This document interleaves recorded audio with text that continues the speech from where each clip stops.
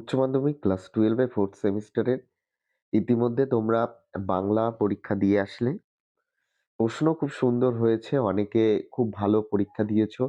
অনেকের আবার একটু মনে আশাহত রয়েছো যে হয়তো সঠিক প্রস্তুতি আরো ভালো নিলে পরীক্ষাটা আরো ভালো হতো। যাক, আ পরীক্ষায় সবাই ভালো পরীক্ষায় নাম্বার পাবে এবং আগামী পরীক্ষাগুলো ভালো হবে। আর কয়েক ঘন্টা অর্থাৎ রাত পোয়ালেই ইংরাজি পরীক্ষা। আর এটাই হচ্ছে উচ্চ মাধ্যমিকের 4th সেমিস্টারের ১ম ইংরাজি পরীক্ষা নিউ সিলেবাসের। তাই লাস্ট মিনিট আমি কত বিটিকিউ সাজেশন আর কিছু রাইটিং সাজেশন তোমাদের সামনে তুলে ধরছি। তোমরা অলরেডি প্রিপেয়ার্ড বলতে পারো, সব প্রশ্নই মুখস্থ করে ফেলেছো বা তৈরি করেছো। তবুও লাস্ট এই কটা প্রশ্ন একটু দেখে যাও। বিশেষ করে যে সকল ছাত্রছাত্রী মনে করছো এখনো ঠিকঠাক আত্মবিশ্বাস গড়ে তুলতে পারছো না, আমি সেখান থেকে তাদেরকে বলবো যে এই প্রশ্ন কটা দেখে যাও। বেশি নয়, সামান্য কয়েকটা প্রশ্ন। টপিক ওয়াইজ কোনো টপিকে ৩ টে প্রশ্ন দিয়েছি, কোনো টপিকে ১ টা প্রশ্ন দিয়েছি। তোমরা জানো দুটো শর্ট স্টোরি, সেখান থেকে একটা প্রশ্ন তোমাদের লিখতে হবে। আমি দুটো শর্ট স্টোরি থেকে দুটো করে প্রশ্ন দিয়েছি। তোমরা দেখে যাও। যেকোনো একটা টপিক পড়ো। আমি আবারও বলি, এখান থেকে সাজেশনটা একদম লাস্ট মিনিট ভেরিফাইড সাজেশন এখান থেকে আসবেই। এর বাইরে প্রশ্ন হতেই পারে না। তাই যেকোনো শর্ট স্টোরি থেকে একটা টপিকের এই ২-৩ টে প্রশ্ন পড়ো। কবিতারও সেম, নাটকের তো সেমই আছে। নাটক থেকে একটাই প্রশ্ন বলেছি, ওটাই আসবে। এবং ব্লগ রাইটিং এবং ইমেইল রাইটিং নিয়েও কিছু ভিডিও রেখেছি। তা চলো শুরু করি। দেখো, ১ম যে কোয়েশ্চেনটা আছে তোমরা দেখতে পাচ্ছ ১ দাগের, এটা হচ্ছে 3 কোয়েশ্চেন থেকে দিয়েছি। How was the wounded man revived and নার্সড? মানে কি করে সেই ক্ষতবিক্ষত মানুষটা কি করে সেরে উঠলো এবং তাকে কিভাবে মানে সেবা শুশ্রূষা করা হয়েছিল। Why did he ask forgiveness to of the tsar? কেন সে রাজার কাছে তার এই ক্ষমা চেয়েছিল? What did the tsar do when he had gained the man for a friend? এবং সে রাজামশাই কি করেছিল যে তার সঙ্গে বন্ধুত্ব হওয়ার জন্য। এই যে লাইনটা তোমরা দেখতে পাচ্ছ, আমি তোমাদেরকে ভালো করে দেখাই। দেখো, এই যে ম্যা এই যে the man for a friend, এই কোশ্চেনটা কিন্তু তোমাদের পরবর্তীতে দেখো ঠিক অরে একটা দিয়েছি, বিকাম এনিমি থেকে বন্ধু কি করে হলো? অর্থাৎ এই প্রশ্নগুলো কিন্তু রিপিটেড কোয়েশ্চেন। মানে আ আমি অনেক জায়গায় দেখেছি এই প্রশ্নটা দিতে। তাই আমি তো মনে করি যে ১ দাগের প্রশ্নটা খুবই গুরুত্বপূর্ণ। দেখো, এই প্রশ্নের অর গুলো ভালো করে লক্ষ্য রাখো। How did the czar nurse the wounded man? আর আরেকটা অর দিয়েছি, দেখো আমি একটু আগেই বললাম যে বিকাম অ্যান এনিমি ছিল। আ সেখান থেকে তার কি করে বন্ধুত্ব হলো এবং লাস্টের যে পার্টটা দেখেছো যে ফরগিভনেস যে চেলো, তার পরবর্তীতে তার কি রাজা প্রতিক্রিয়া করেছিল। তাহলে এই ১ নম্বর প্রশ্নটা দেখো। ২ নম্বর কোয়েশ্চেনটা কি দিয়েছি দেখো। ২ নম্বর প্রশ্নটা দিয়েছি, what were the questions that had occurred to the czar? যে রাজামশাইয়ের মাথায় কি প্রশ্ন এসেছিল? তোমরা গল্পের শুরুতেই জানো, প্রত্যেকেই ৩ টে প্রশ্ন। তারপরে why did he need correct answer to those? কেন তার সেই প্রশ্নের সঠিক উত্তর তার প্রয়োজন হয়েছিল? এবং what did he do when he was not satisfied with the answer of A learned man? এবং সেই বলতে পারো যে লার্নড ম্যানরা যে উত্তরগুলো দিয়েছিল তাতে স্যাটিসফাইড না হয়ে সে কি করেছিল?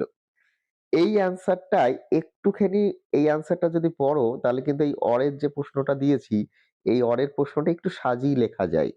বিশেষ করে যারা অফলাইন ক্লাস করেছো আমার, তাদের নোটস যে আমি অ্যান্সার স্ক্রিপ্ট গুলো প্রোভাইড করেছি, তারা তো অলরেডি বুঝে গেছো যে অ্যান্সারটা কিভাবে তৈরি করতে হবে।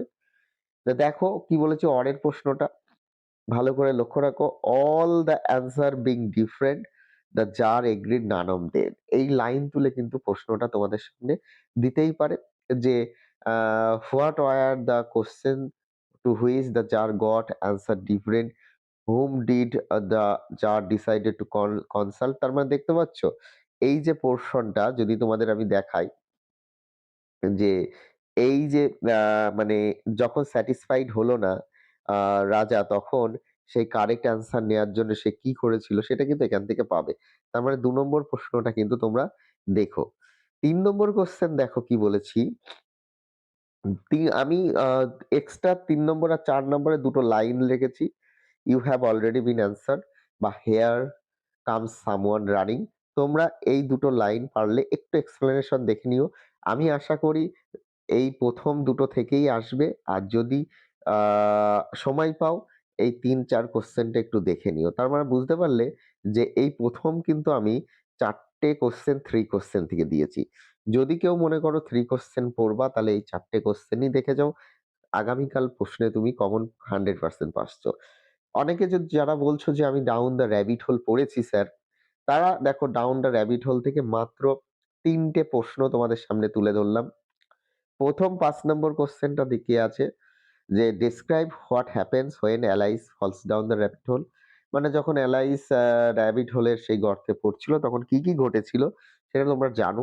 এই কোয়েশ্চেনটাই একটু আ তোমার এক্সপ্লেনেশন ভাবে দেয়া হয়েছে। দেখো এর প্রশ্নটা ভালো করে দেখো। What happen when Alice jumps down the rabbit hole in physical a and psychological aspect. এই যে ফিজিক্যাল অ্যান্ড সাইকোলজিক্যাল অ্যাসপেক্ট এর ব্যা আ কেন্দ্রীভূত কারণের এই বিষয়টা কিন্তু তোমাদের আসতে পারে। একটু প্রশ্ন কিন্তু ঘুরিয়ে দিতে পারে পর্ষদ কিন্তু। এটা কিন্তু মাথায় রাখবে। কিন্তু অ্যাকচুয়ালি তোমাদের বলে রাখি আ এটাই কিন্তু এই টেক্সটের সবথেকে গুরুত্বপূর্ণ প্রশ্ন যেটা ৫ নম্বরে আমি রেখেছি।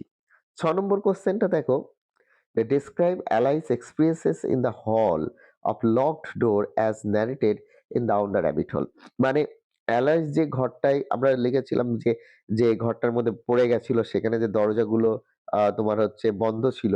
তারপরে তার যে অভিজ্ঞতা ছিল সেই অভিজ্ঞতাটা কি ছিল সেটা আমরা পড়েছি কম বেশি। যাক এটা একটু দেখে রেখো। আর লাস্ট যেটা কোয়েশ্চেন আছে দেখো টাইটেল। মনে হলো যেন টাইটেল টাও গুরুত্বপূর্ণ। টাইটেলটাও একটু পড়ে রাখা উচিত।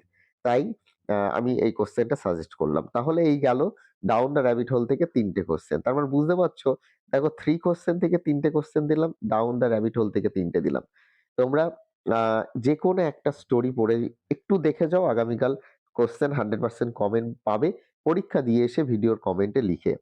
কে কতটা আ সুন্দরভাবে লিখে আসতে পারলে এবং কত পেতে পারো সেটাও লিখো। দেখো এবার তোমরা জানো যে তোমাদের ভার্স পোয়েট্রি সেকশন এখান থেকে আমি ২ টো কবিতাকে বেছে নিয়েছি। এক হকরস্টিং আর সনেট 73। যারা মনে করছো সনেট 73 পড়ে যাবো তারা মাত্র এই ২ টো প্রশ্ন পড়ো। আর যারা হকরস্টিং পড়বে বলে ঠিক করেছো তাদের জন্য ২ টো প্রশ্ন নিয়ে এসেছি। তাহলে চলো ১ম এ ৮ দাগের কোয়েশ্চেনটা একটু দেখে নিই। ৮ দাগের কোয়েশ্চেনটা দেখো বলেছি discuss the various images drawn by Shakespeare in Sonnet 17। মানে এই যে সনেট 17 এর যে কবিতায় যে বিভিন্ন ধরনের ছবি দেখতে পেয়েছিলাম শেক্সপিয়ার যেটাকে দেখিয়েছিলেন সেটা আ কি ছবি ছিল সেটা আপনি লিখতে পারো।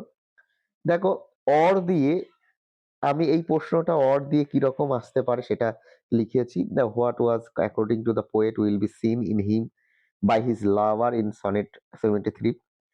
একই প্রশ্ন। নেক্সট এর অরে আরেকটা দেখো প্রশ্ন রয়েছে যে what are 3 images presented in the uh 73। তার মানে জানতে পারলাম যে এই যে কোয়েশ্চেন ৮ এর যে অরের প্রশ্নগুলো আছে টোটালটাই কিন্তু ইমেজের উপর নির্ভর করছে। তার মানে ইমেজটা কিন্তু ভীষণ গুরুত্বপূর্ণ 73 এর ক্ষেত্রে। ৯ নম্বর কোয়েশ্চেন যারা আছে দেখো, "this thou perceived that my love more strong"। এটা তোমরা জানো যে what is the person addressed as a thou। এখানে কবি কি বিষয়টা উল্লেখ করেছে, কাকে বুঝিয়েছেন। এটাও তোমরা একটু দেখে রাখতে পারো। যারা মনে করছো হক রোস্টিং পড়বে, হক রোস্টিং থেকে মাত্র ২ টো কোয়েশ্চেন আমি দিয়েছি। একটু দেখতে পারো হক রোস্টিং থেকে মাত্র ২ টো। সেটা কি?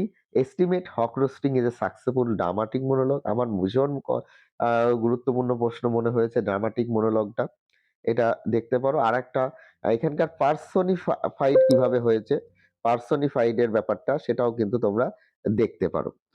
নেক্সট আসি আমরা যেটা সবথেকে আ ভয়ের জায়গা সেটা হচ্ছে আ নাটক থেকে প্রশ্ন। দেখো নাটক থেকে মোটামুটি ৩ টে প্রশ্ন পড়ে গেলেই তুমি আ পরীক্ষায় ভালো ফল করবে। এটা আমার আ আত্মবিশ্বাসের সঙ্গে বলতে পারি।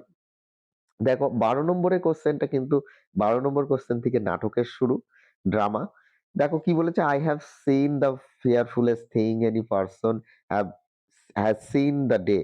দেখো আমি বেশ কয়েকটা কোয়েশ্চেন পেপার ঘেঁটেছি। সেখানে এই কোয়েশ্চেনটা অধিকাংশ জায়গায় পেয়েছি। তাই এই লাইনটা থেকে তোমরা কিন্তু ভালো করে দেখে নিও। আরেকটা গুরুত্বপূর্ণ কোয়েশ্চেন হচ্ছে কি বলতো? ক্যারেক্টার, চরিত্র। এখানে ৩ টে চরিত্রের কথা বলা হয়েছে। দেখো ১৩ দাগে যে কোয়েশ্চেনটা করেছি, "Describe the মারিয়াস ক্যারেক্টার", অথবা আরো এখানে কিন্তু আরো ২ টো চরিত্র ইম্পোর্টেন্ট, সেটা হচ্ছে বার্টলে আর হচ্ছে ক্যারেক্টার অফ নোরা। এই ৩ টে চরিত্র যদি তুমি শুধু পড়ে যাও, তাও কিন্তু তোমার কমপ্লিট হয়ে যাচ্ছে। এটা কিন্তু লিখে আসতে পারো। আরেকটা ১৪ দাগে যে কোয়েশ্চেনটা আসছে যে, "ওয়ান এক প্লে", অর্থাৎ এই যে রাইডার টু দ্য সি, এই যে ওয়ান এক প্লে, এই কবিতাটা কিন্তু সরি, এই নাটকটা যে একটা একাঙ্ক নাটক, সেটা কিন্তু তুমি দেখতে পারো। অর্থাৎ টাইটেলটা। তাহলে এই গেল তোমাদের আ বিটিকিউ। তোমরা যেকোনো টপিক একটু মন দিয়ে দেখে যাও, তাহলেই হবে। দেখো এবার আমি তোমাদের সামনে কিছু আ ব্লগ রাইটিং আর ইমেইল রাইটিং তোমাদের সামনে দিচ্ছি। এইগুলোই আসবে এরকম নিশ্চয়তা বলা খুব কঠিন ব্যাপার। কিন্তু এইরকম টাইপেরই আসবে। দেখো ১ম কি বলেছি? "Write a blog within 75 words, impact of social media on the teenager, blessing and curse", অর্থাৎ আ সোশ্যাল মিডিয়া যে অল্প বয়সী ছেলেমেয়েদের উপরে যে খারাপ কি ভালো দিক, সেটা তোমাদের তুলে ধরতে হবে। এটা বিজ্ঞান দিয়ে দিতে পারে বা একটা বিষয় দিতে পারে, যেটা হচ্ছে খারাপ তার ভালো-মন্দ বিষয় নিয়ে এটা ব্লগ রাইটিং। দেখো খুব একটা ইম্পোর্টেন্ট কোয়েশ্চেন যেটা আমার মনে হলো এই বছরে, সেটা হচ্ছে এআই এর যুগ বর্তমানে। তাই আর্টিফিশিয়াল ইন্টেলিজেন্স তোমরা দেখতে পাচ্ছ, আন্ডারলাইন করলাম। আর্টিফিশিয়াল ইন্টেলিজেন্স এর ব্যাপারে একটা ব্লগ রাইটিং দিতেই পারে। তোমরা একটু দেখতে পারো।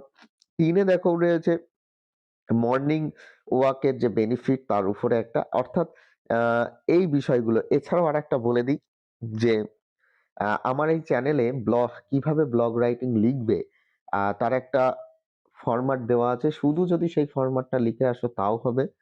এবং ইমেইল রাইটিং এর একটা ফরম্যাট দিয়েছি। সেটা তোমরা গিয়ে প্লেলিস্টে ক্লাস 12 4th সেমিস্টারে আ বা গিয়ে দেখতে পারো, অথবা তুমি চাইলে রাইটিং স্কিল এর সেকশন গিয়েও দেখে আসতে পারো। আমি অনুরোধ রাখি তোমরা এই ভিডিওটা শেষ করার পর একবার করে হলেও ব্লগ রাইটিং এর ফরম্যাট আর ইমেইল রাইটিং এর ফরম্যাটটা একটু দেখে যাও। ওইটা লিখে আসলেও কিন্তু তোমরা ফুল নাম্বার পাবে। তারপরে দেখো আ আমি ইমেইল রাইটিং দিয়েছি। এই কটা তুমি একটু দেখে নাও। তাহলে এই কটা দেখলেই কিন্তু তোমার কমপ্লিট পরীক্ষা ভালো হবে।